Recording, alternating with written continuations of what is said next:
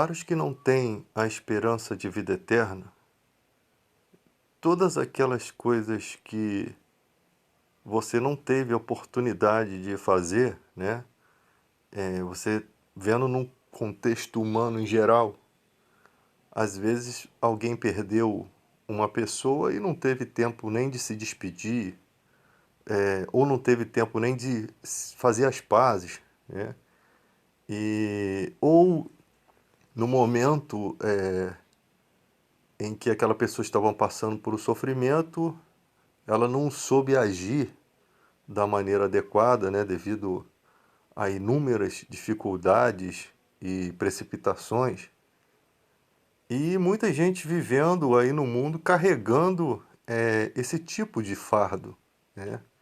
Eu não fui um bom filho, eu não fui uma boa filha, eu não fui uma boa mãe, eu não fui uma boa esposa, eu não fui um bom marido. Muita gente perdeu alguém carregando esse fardo. E parece que vão carregar isso para o resto da vida, né? A vida vai fazendo a gente esquecer um pouco, mas sempre tem aquele momento de reencontro com o passado, né? Onde voltam todas aquelas tristezas e aquelas memórias, né? Aquelas lembranças. E para o cara que não acredita na eternidade, para ele tudo não vai ter significado, né? Porque já que não vai haver vida eterna, ele não tem que se preocupar em pedir desculpa ou nem sequer reencontrar com aquela pessoa que ele tanto amou em vida. Os amigos, os filhos. A vida sem a vida eterna, a vida que nós temos aqui sem a vida eterna não tem significado. Ela não teria justiça alguma, né? Como que uma sociedade consegue chegar a um ponto de se desenvolver, né? Porque lá atrás nós tivemos muitos atos de burrice, tanto de religiosidade, quanto de costumes, quanto de situações, né? Há anos atrás o homem não tomava nem banho direito, né? O sabonete foi criado para perfumar o homem, não para higiene pessoal dele. E as pessoas não sabiam das coisas microscópicas que existiam que estavam lhe causando doenças. Então, o ser humano passou por todas essas barreiras e chegou a uma era da informação, uma era da educação, uma era das leis, né? Que você sabe o que é certo, que você sabe o que é errado. E eu acredito que isso seja a semelhança do homem, é, um pouco da semelhança do homem em relação a Deus. Deus conhece o bem e conhece o mal. Só que Deus não pratica o mal, né? Ele não se mistura com o mal. O ser humano, sim, ele pratica o bem e pratica o mal. Ele conhece as duas coisas. Então nós chegamos num lado de inteligência, né? Não vou nem falar intelectualidade, mas inteligência, em que o homem, ele sabe o que é amar, ele sabe como é bom ter as coisas boas da vida, filhos, família, né? Isso num contexto total da humanidade, né? Não no contexto pessoal de pequenos grupos que não querem ter filho, não, mas no contexto geral da humanidade, o que se considera uma vida boa é ter dinheiro, saúde, prosperidade, filho, família, alegria, paz. E se isso tudo acabar e não existir mais, não teve significado algum a vida, né? Seria somente uma gota de alegria em uma imensidão de eternidade. Então não faz sentido, cara, às vezes não crer nisso. Esses dias eu tô até tendo mais cuidado de fazer os vídeos, porque às vezes você coloca a imagem lá da pessoa e você vai questionar o que ela está dizendo, né? E às vezes a pessoa pede direitos autorais por aquela imagem e você perde o vídeo. Então tem que ter mais cuidado com isso. E tinha um cara, pô, tem um cara aí que se diz judeu, não conheço, tá? E ele dizia, né, falando sobre Jesus Cristo, que não há evidências, não existe, que Jesus Cristo foi morto pelos judeus, mas porque ele praticava, olha o que o cara fala, praticava feitiçarias egípcias, né? Ele aprendeu as artes.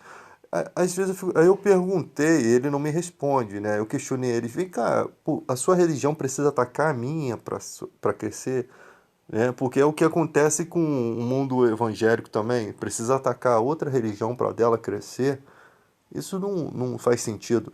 Na questão dele é pior, porque a igreja evangélica, ela segue uma questão de entendimento sobre Israel. Tem Israel como um povo escolhido por Deus, né? Tem uma certa admiração pela nação de Israel.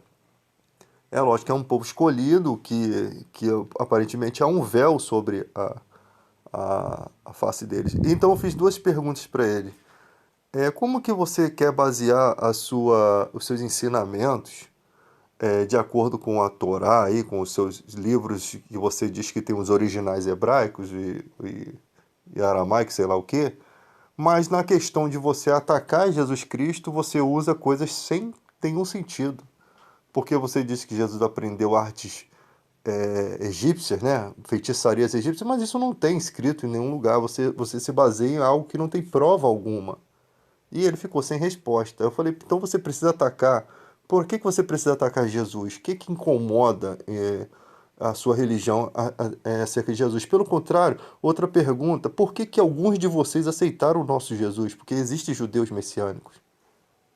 Mas você não vê judeus voltando para o judaísmo. Você não vê cristãos voltando para o judaísmo, né? Em raras exceções. Mas na questão do cara, o cara, se eles têm os originais, não eram para ninguém, não era para ninguém acreditar em Jesus Cristo, né? Se fosse de fato. E diz que deturpar a Bíblia. Então nós estamos numa era meio bagunçada, uma era meio deturpada, em que estão tentando vencer as coisas com violência, né? Por força, por violência, tanto na esfera religiosa quanto na esfera política. Uma coisa que eu aprendi nesse tempo todo, quando Jesus fala que conhecereis a verdade e a verdade vos libertará, e a verdade é Ele próprio, é que não adianta, às vezes, a gente ir diretamente falar aquele cara ali está corrompendo a fé. Às vezes não adianta. O que adianta é pregar o que eles estão ensinando errado, a gente pega o ensinamento deles errado e mostra na Bíblia que o ensinamento deles está errado. Porque contra o Espírito Santo eles não têm força. É tão interessante como Deus deixa os caras nas suas loucuras, sabe? Eu vejo cada coisa absurda, né? Programas de evangélicos, né? Programas de televisão evangélico que usam a palavra ritual para uma cerimônia cristã, ou uma palavra pacto, né? Umas palavras meio ligado a feitiço, né? A coisas pesadas. Eu sempre falei isso, que um cristão teria discernimento para nem sequer usar esse tipo de palavra. Olha como Deus permite que os caras fiquem tão na ignorância, sabe? Que eles não conseguem perceber como são pesadas as falas dele. Né? Mas sempre vai existir, sempre vai existir pessoas que acreditam neles. É por isso que eles estão ali. Por dinheiro, por fama, por sucesso. Sempre vai existir. Porque não adianta você pode ser advogado, você pode ser o que for. Mas se você não conhece a Bíblia, há um risco muito grande de te ensinarem o conhecimento errado, o ensinamento errado. E a pessoa fala assim, qual é o certo? O certo é o ensinamento puro. O certo é aquele que não vai precisar meter a mão no seu bolso para fazer nada. O certo é a ética de Deus. Quando você ouve o ensinamento correto, não há dúvida no teu coração. Há uma liberdade, há uma tranquilidade de que você não está fazendo nada. Poxa, eu tenho que dar o meu carro, eu tenho que dar a minha casa. Isso não está certo. Isso não está certo. São bens que você conquistou com o seu sacrifício, com o seu trabalho, né? E que esses caras conseguem tirar das pessoas, né? E é triste o charlatanismo, porque o charlatanismo ele impede de muita gente conhecer, ter desejo de conhecer a Deus, tá? Ninguém é obrigado a vir à igreja, ninguém é obrigado a ouvir a palavra de Deus, ninguém é obrigado a aceitar a Bíblia, né? A Bíblia não está sendo pregada para quem não quer, ela está ali simplesmente para quem quer. entendeu? Para quem quer. Então a gente precisa entender isso, que nós temos algo muito importante, muito valioso, que não tem que ficar sendo lançado. Quando Jesus fala, não lancei suas pérolas aos porcos, é ficar jogando coisas preciosas, né? Porque aqui são o que a Bíblia, para quem tem, é uma coisa preciosa demais para a vida. É uma pérola que diz a Bíblia que o negociador, ele acha uma pérola tão valiosa, que é o Evangelho, que ele vende todas as outras, desfaz-se de todas as outras pelaquela. E é isso mesmo que o Evangelho faz. As pessoas se desprendem de todo o conhecimento para abraçar aquele conhecimento. Eu falo conhecimento religioso, tá? Para abraçar aquilo porque sabe que é um ensinamento perfeito, porque sabe que é o caminho, a verdade e a vida. Jesus foi bem nítido: ninguém vem ao Pai senão por mim, senão por meus ensinamentos, senão por minha maneira de conduzir a humanidade a Deus. Não tem como ir até Deus sem ser por meio de Jesus Cristo. Mas nem por isso nós vamos ficar guerreando com as pessoas, falando da sexualidade delas, né? Jesus foi bem claro: o que é nascido da carne é carne, e o que é nascido do Espírito é Espírito. Nós não temos que ter essa pressa toda, acelerar os passos. Nós temos que apenas ir pregando, ensinando, né? E no século XXI, por mais que a ignorância esteja tomando conta, também tem muita gente já conhecendo as escrituras. Só que aí tem gente que começa a viajar, né? Começa a voar além das escrituras. O cara já não consegue ter um ensinamento simples. Ele tem que sempre estar se amostrando naquilo que prega, ele sempre tá lá na frente. E o ensinamento de Cristo chega a um ponto que é uma simplicidade tão grande, é tão simples, que as pessoas começam a rejeitar. É muito estranho.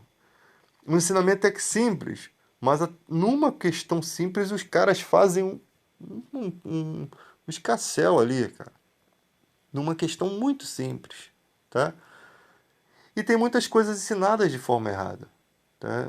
Muitas coisas aplicadas de forma errada. Mas tem muitos que mostram o caminho certo. Eu vejo aí as pregações, tem muitas pessoas que mostram como que é o ensinamento correto. E aí a pessoa fica assim, não, ele está falando aquilo porque ele quer que as pessoas vão para a igreja dele. Gente, não tem nada a ver. Quem tem compromisso com a verdade não aceita uma coisa mentirosa. Se ele absorveu algo que é errado, e alguém chega e muda aquilo, consegue mudar, né, aquele pensamento daquilo que ele estava pregando errado, só vai fazer dentro das escrituras com a sabedoria do Espírito Santo. Só vai fazer com isso. Só isso pode mudar o conceito do coração dele, tá? Então existem coisas na Bíblia que é muito bem aplicadas. Não tem modificações ali, né? Porque está ligado à tolerância, está ligado à paz, está ligado à mansidão. E você não precisa conhecer tudo da Bíblia, saber toda a Bíblia. Ela é a espada do Espírito e você precisa aprender a manejar essa espada, né? Você precisa aprender a se defender espiritualmente, sempre ser aplicado na sua vida. Por exemplo, o cara está aí passando uma época de desespero, desemprego, ele tem que usar a fé dele. Não significa que ele não vá correr atrás. Eu já percebo que na vida, nas épocas de dificuldade, é onde as pessoas mais se desenvolvem, sabia? É a época em que as pessoas mais correm atrás. É a época que a pessoa olha e fala assim, eu não quero mais ficar aqui, eu não quero mais ser isso, eu vou almejar outra coisa. E às vezes a dificuldade empurra você para frente. Tem gente que eu, por exemplo, eu sou empurrado pela dificuldade. A dificuldade me joga para frente. Ao invés de cair, você sobe, né? Igual o Capitão Nascimento, eu vou cair para cima. Então, no conforto, às vezes no comodismo, você não desenvolve, tá?